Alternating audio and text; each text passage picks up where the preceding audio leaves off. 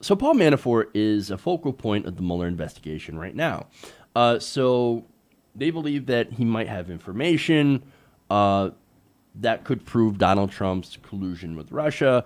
Look, I believe the extent of that collusion was, hey, let's work together and try to do some social media, push some social media to help me out, and then I'll help you out with things like removing some of the sanctions. Again, that's my own personal read of the situation, and that might actually not be the complete reality. It might actually be something that didn't happen. There might not be collusion, although I highly doubt it from my personal standpoint, or there might be collusion. It might end up being different, but nonetheless.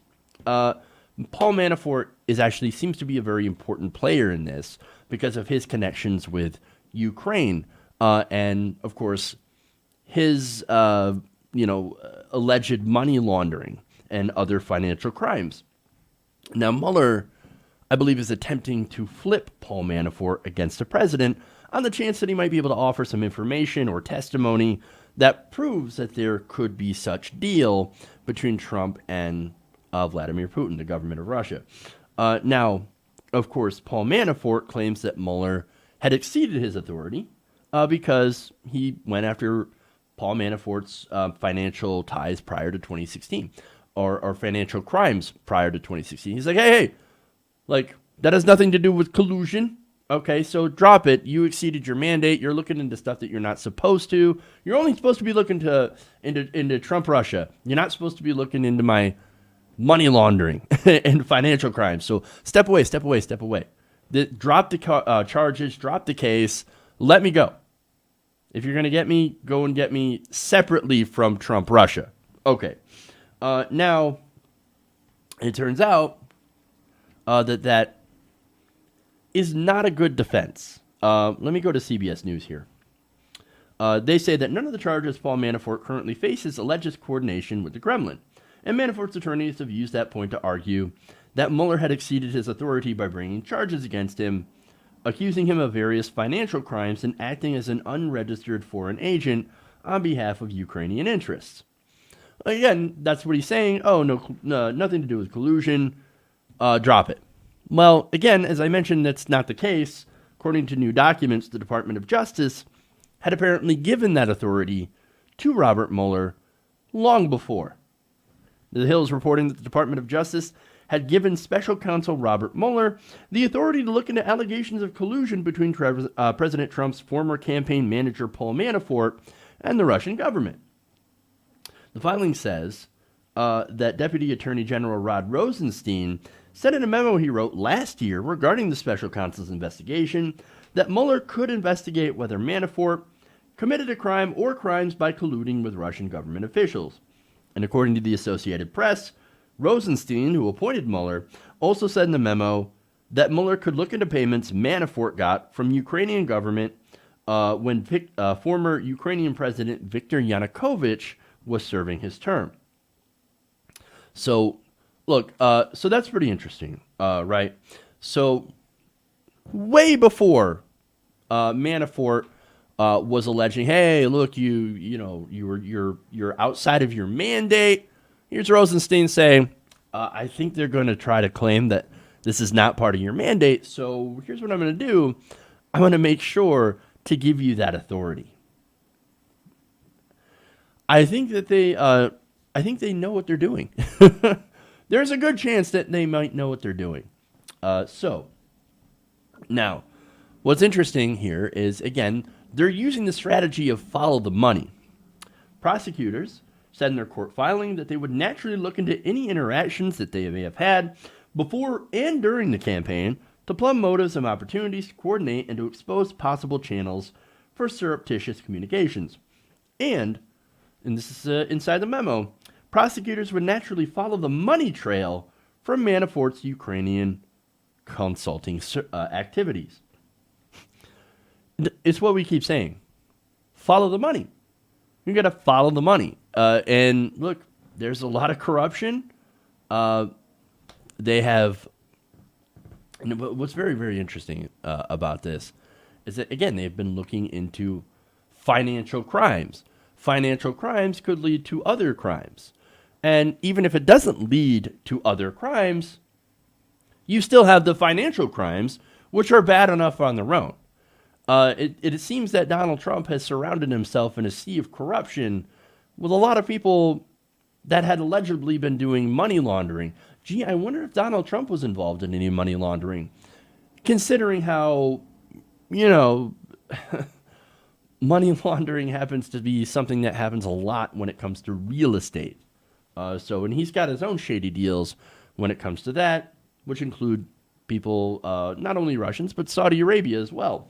Now, there's more.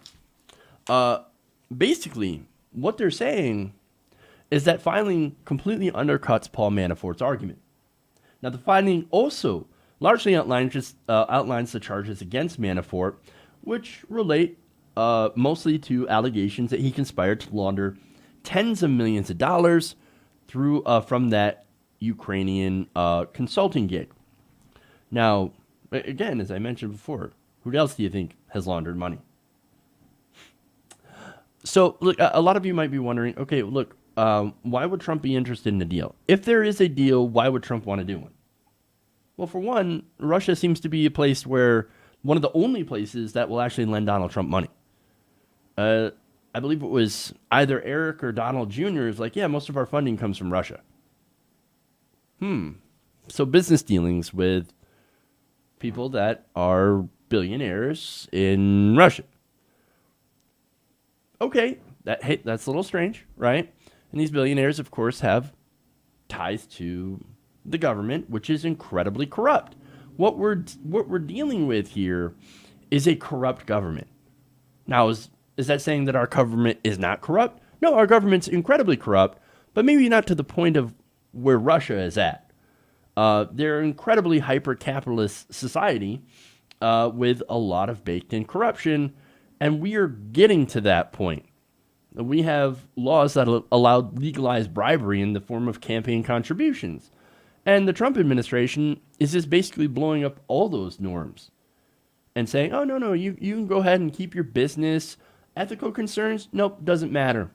No. You can run your business. You can do all the stuff that helps your business. You can appoint your kids to these positions in which they can sit in meetings with foreign dignitaries and be able to push their own business interests.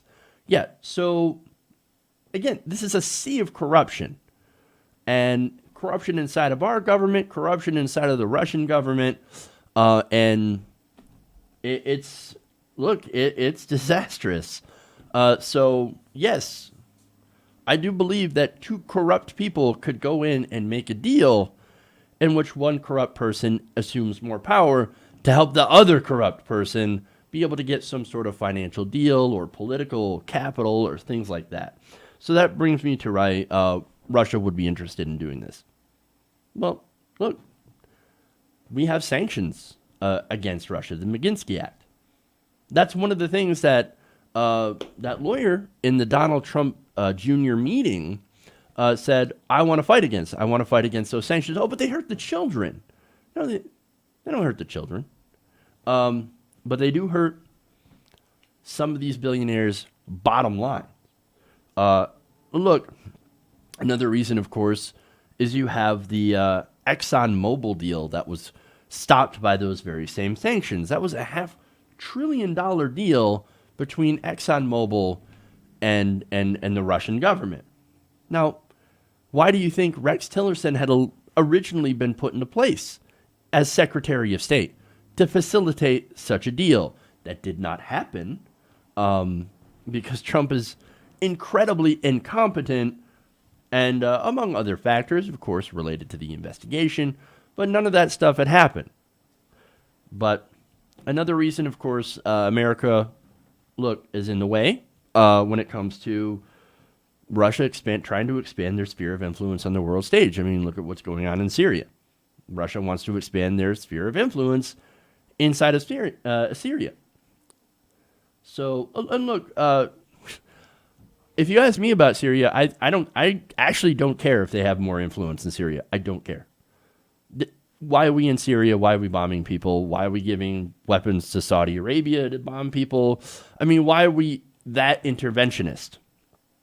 I don't think that we should be. I don't think that we should be involved in more foreign conflicts, even if it means that Russia might have a little bit more influence somewhere else. Okay, again, I'm not interested in conflict. But nonetheless, I think that those are some of the reasons why there could be a deal and why this is actually fairly important, because what they're trying to do is that they're trying to flip Manafort. So with Manafort's chief ability or chief argument to fight against the Mueller investigation basically now undercut, it's looking more likely that there could be a deal. And I mean a deal between Manafort and Mueller where he could potentially flip on Donald Trump. And that is very, very interesting. So, but again, that is my speculation based on what I know. As I always have to give that disclaimer. What I'm saying is that I'm looking at what we have going on and the supposed evidence, and I'm making a personal determination from there. So I could be wrong, or I could be right. But what I see in the future is, again, Manafort possibly flipping on Donald Trump. When that happens, then it's very likely that we could find out the truth, assuming he knows anything to begin with. And we'll have to see. Hey everybody, thanks for watching this video. If you want to see more like this, please hit the subscribe button below. And if you want to support truly independent progressive media, please consider becoming a patron at patreon.com/TYTNation.